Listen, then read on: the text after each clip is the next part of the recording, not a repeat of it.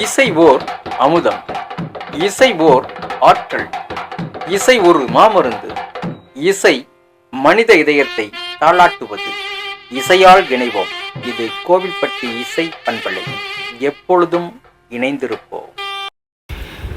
சிவராத்திரியும் சிங்கப்பூரும் என்ற தலைப்பில் வர்ணனை செய்கிறார் சிங்கப்பூர் திரு KS கோடீஸ்வரன் அவர்கள்.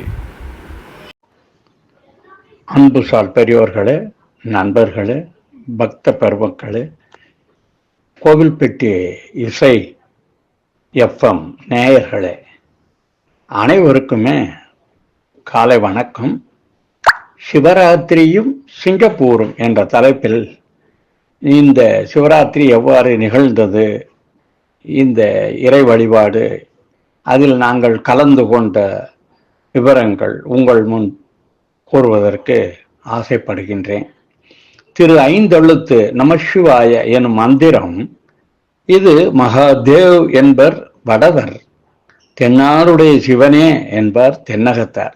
ஆயின் எந்நாட்டிற்கும் இறை சிவனே. அந்த சிவன் திருநாமம் சிவராத்திரியில் சிங்கப்பூர் நாட்டில் உள்ள 27 நட்சத்திரங்கள் போல் 27 ஆலயங்கள் இங்கு உள்ளது.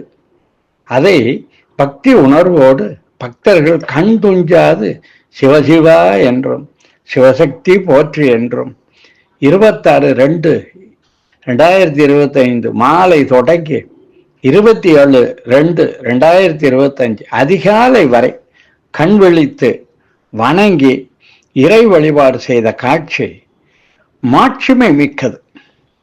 இந்த வரிசையில் சிங்கப்பூரில் உள்ள ஆங்கர் வேல் நற்பணி கழகம் மூலம் ஏற்பாடு செய்யப்பட்ட ஆலய தரிசனம் பேருந்து மூலம் சிவராத்திரியில் சென்று பொருளொரு வட்ட பகல் வட்டத்திகிரியில் இரவாக பத்திரகத்தை கடவிய வச்சை புயல் வெச்ச தகு ஒரு பட்சத்தோடு ரட்சி தருவது ஒரு நாளே தித்திஜய ஒத்த பரிமுற நிறுத்த பத வைத்து பயிர விதி கொட்க நடிக்க கழுகொடு கழுதாட தோரா குல பேட்டே फिरते औरों को देते धन धान खुद तो राख लपेटे फिरते औरों को देते धन धान देवों. விடிய விடிய கண் விழித்து முத்தாய் திகழும் வித்தாய் உலங்கும் 10 ஆலயங்களுக்கு பேருந்து மூலம் சென்ற 43 பக்தர்களில் அடியேனும் ஒருவன், அதாவது நானும் ஒருவன் என்பதை உங்கள் முன் தெரிவித்துக் கொள்கின்றேன்.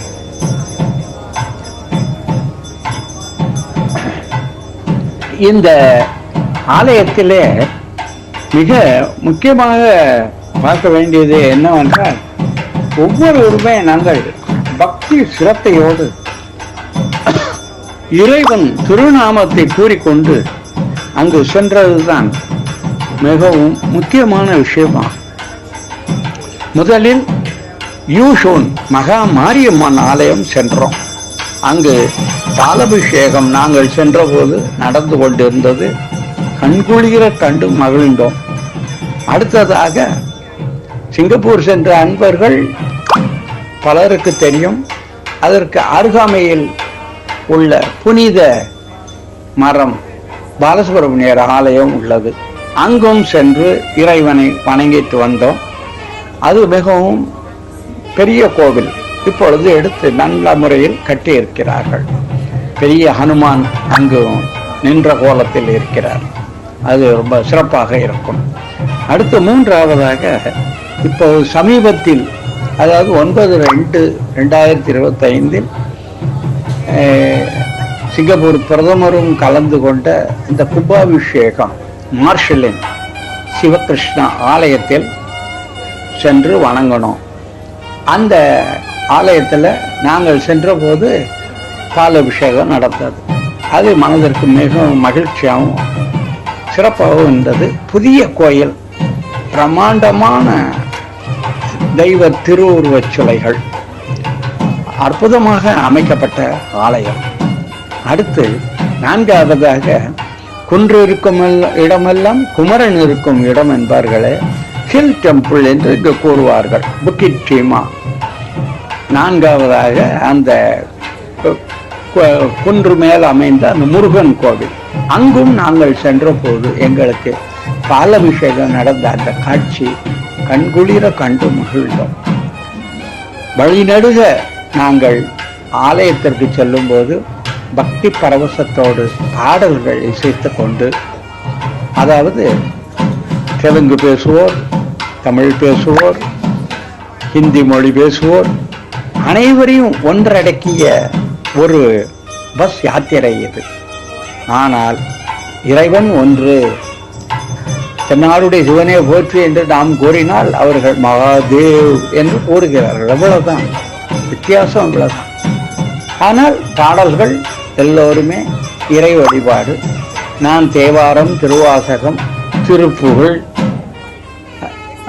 அபிராமி, அந்தாதி, திரு அருட்பா அனைத்தையுமே ஒவ்வொரு பாடல்களையும் படித்துக்கொண்டே சென்றேன். அவர்களும் லிங்காஷ்டகம், நம்முடைய ஹனுமன் சாலிசா, அப்புறம் இறைவன் சிவபெருமான் மீது பக்தி பாடல்கள், கிருஷ்ண பரமாத்மா மீது பாடல்கள், இவ்வாறாக லட்சுமி ஸ்தோத்திரம் என்று அவர்களும் குழந்தைகள் முதற்கொண்டு பாடல்கள் பாடிக்கொண்டு பக்தி உணர்வோடு சென்றோம். இந்த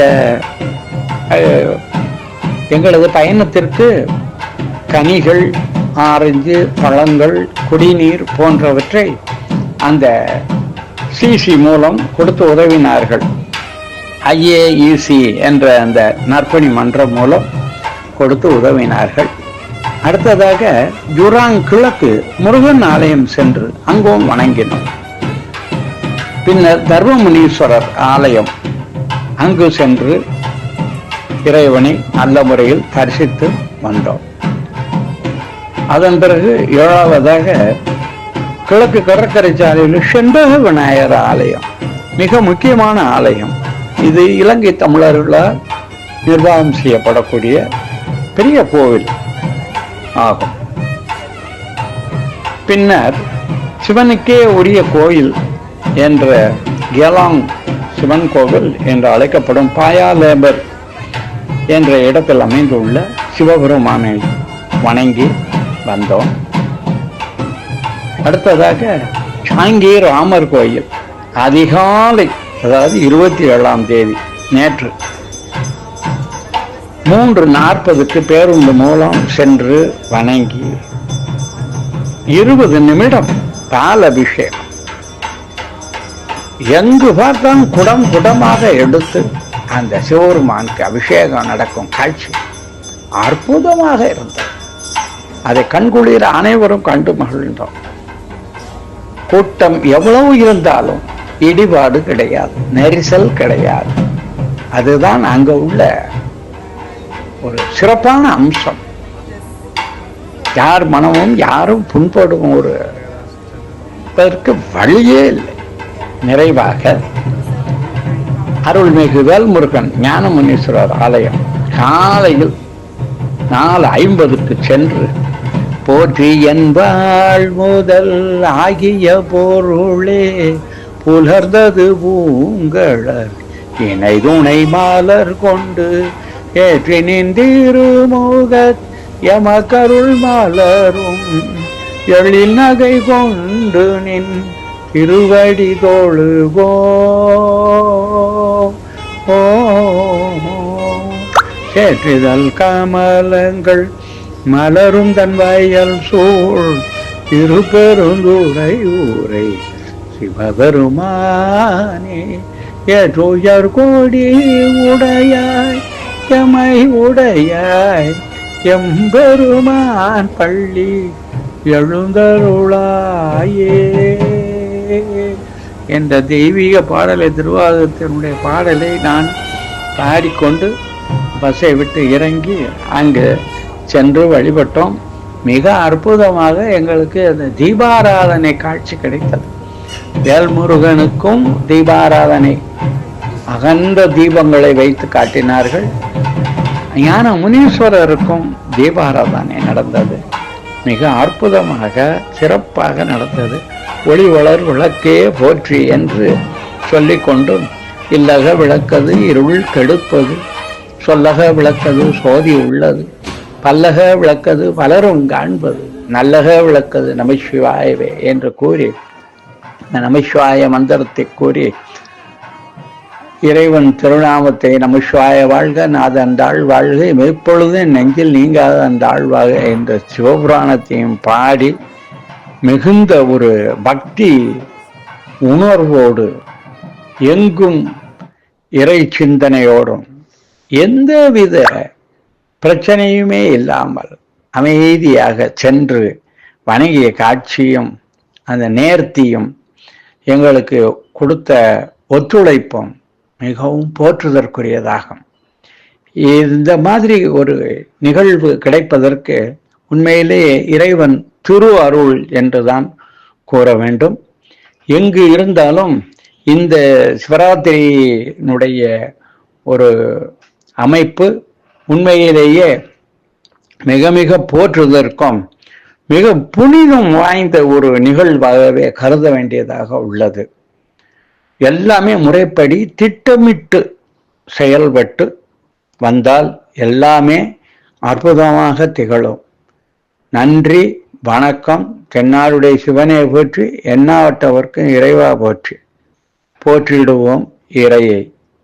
நன்றி.